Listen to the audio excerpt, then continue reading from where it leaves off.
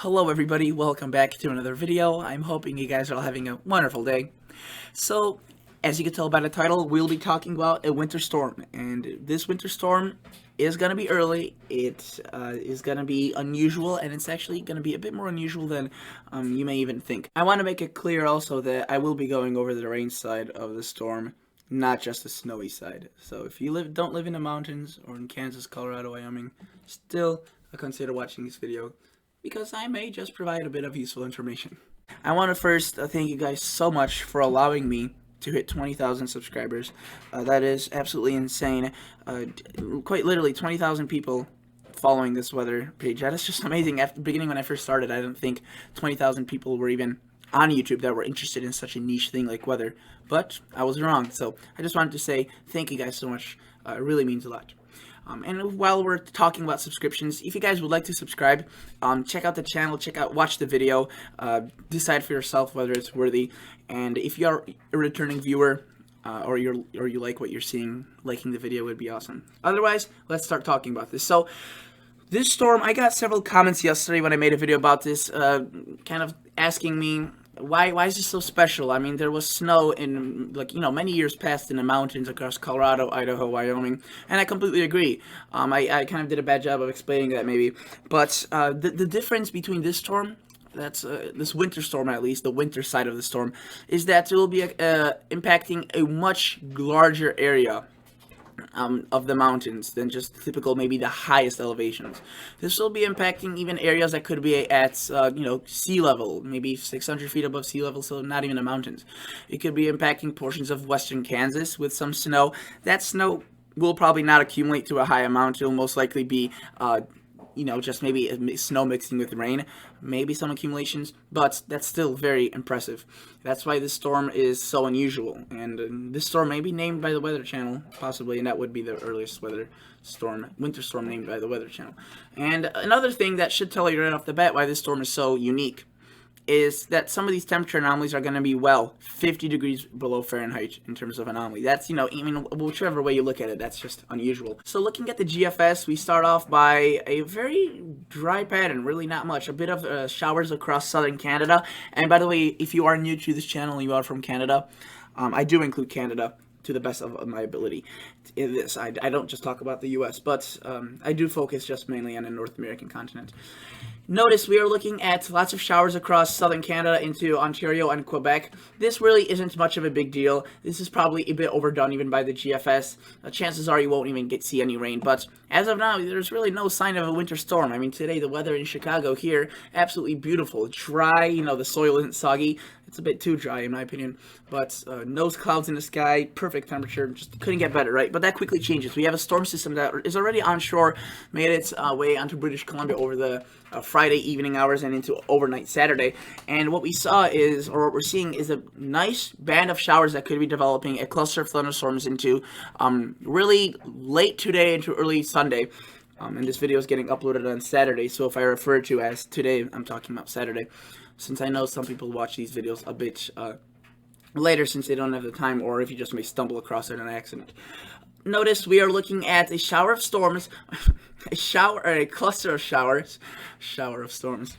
All right, a cluster of showers across the Iowa, Illinois, Wisconsin. This is still the GFS, and it kind of is all over the place, if you will, with the placement of these things. Generally, I would say if you're in Wisconsin, Minnesota, Iowa, Illinois, just keep a watch to the sky tomorrow. There could be a chance of some showers and storms. Notice there's a pretty large system to the north. This is correlated with the storm, right, that we're seeing, but it's only a piece of it, if you will, the big storm. And notice that we see this coming across southern Ontario, moving into Quebec, affecting portions of Manitoba and Saskatchewan as well. And it really does develop a pretty nice cold front across Michigan, the UP, Wisconsin, Illinois, Indiana. So that definitely is a bit concerning, since some severe thunderstorms may be developing.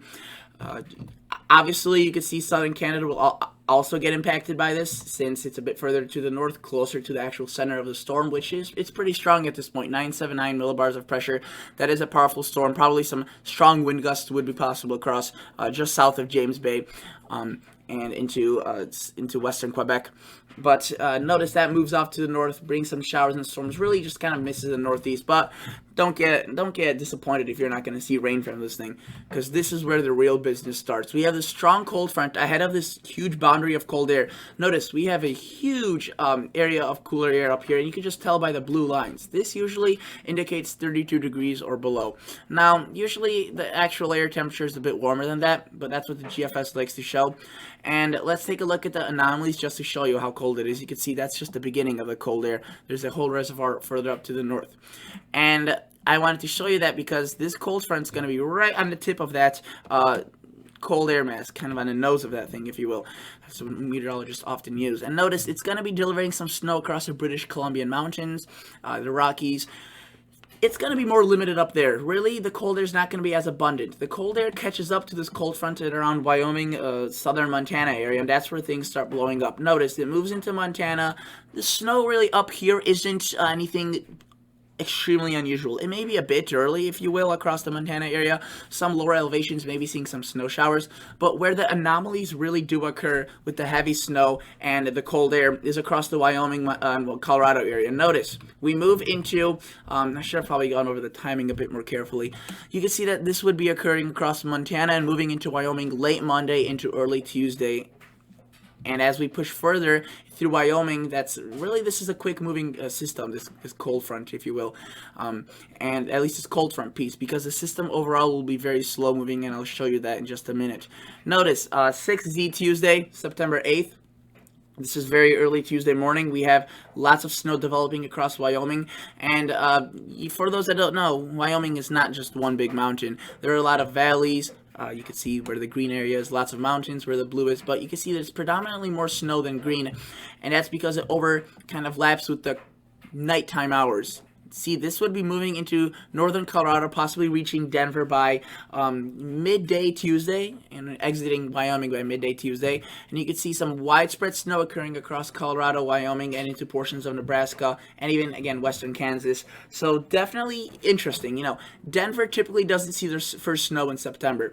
It's usually a bit early if they see it early October. Has it happened before in September? Possibly, but again, I haven't checked. I doubt it. It has happened in recent years with at least such magnitude. We could be seeing up to half a foot of snow across portions of western Colorado and eastern Colorado. Not so much western. I meant eastern. Notice as this further moves down, it really starts dwindling, the snow. The cold air kind of gets paused, if you will.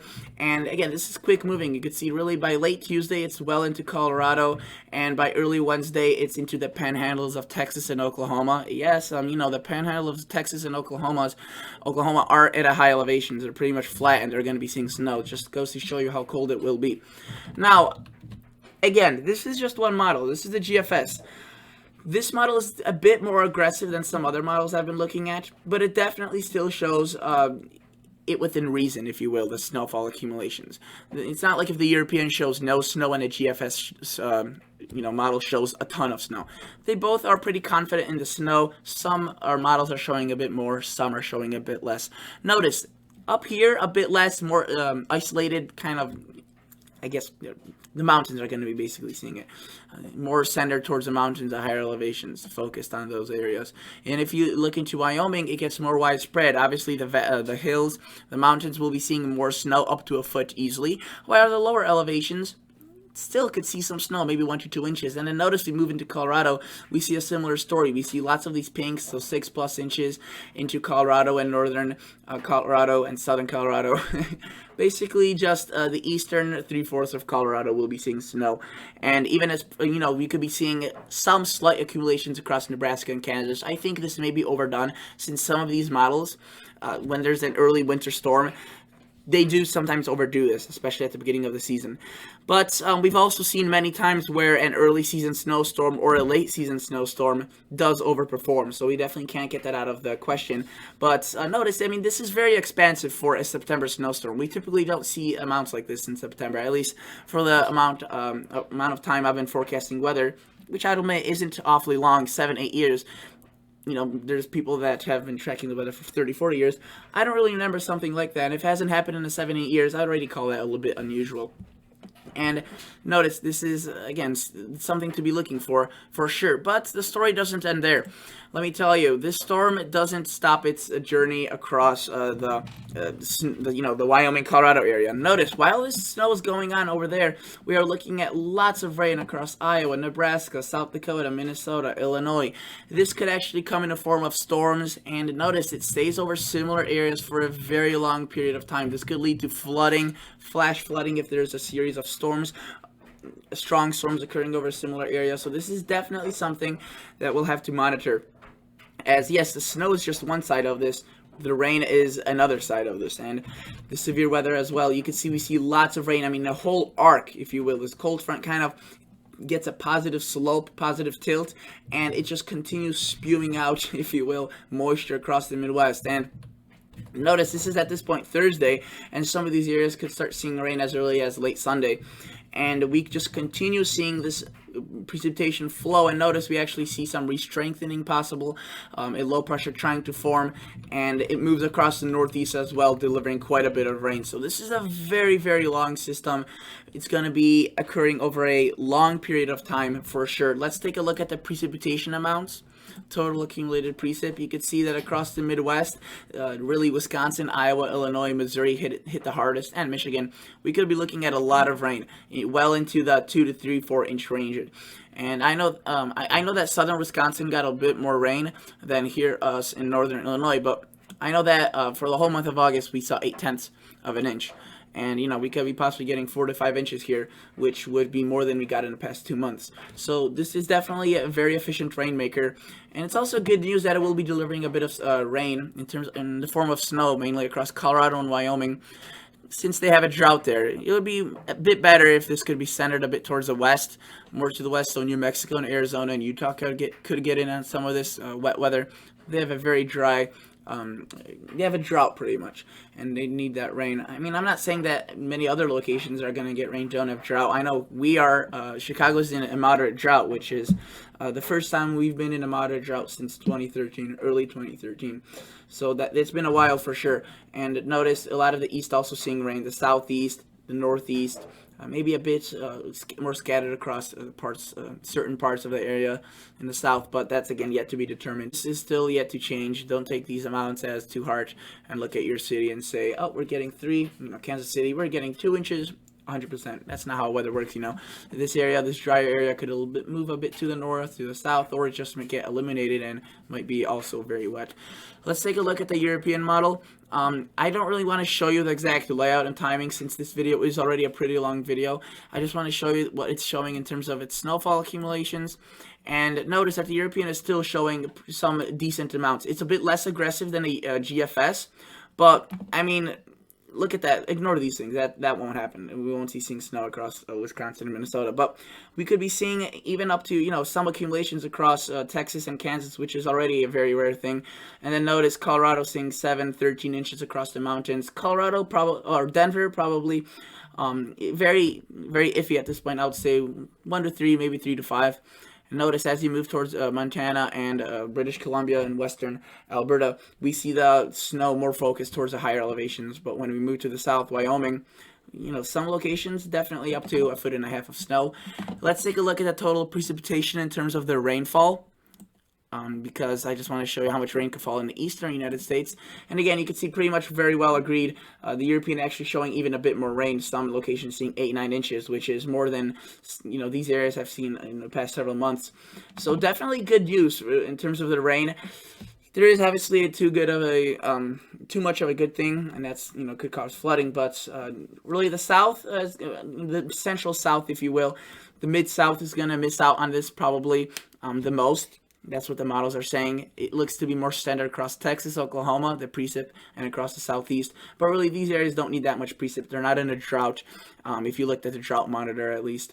And notice that the northeast also is getting rain, and lots of the northeast, upper northeast, is in a drought area, Maine, New Hampshire, Vermont. So they're going to get some rain. Not enough to break it out of a drought, but definitely enough to provide some relief. So definitely an interesting storm. I'll keep you guys updated. I will be making a separate video on just the extreme anomalies that will be occurring with this storm.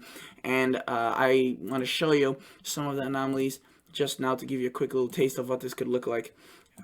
quickly go into, you can see right there, some areas approaching -40, -50, even in certain spots of degrees below average, which is, you can see right there, -52, which is just absurd. So thank you guys so much for watching, and I'll catch you all guys in the next episode. See ya. Bye.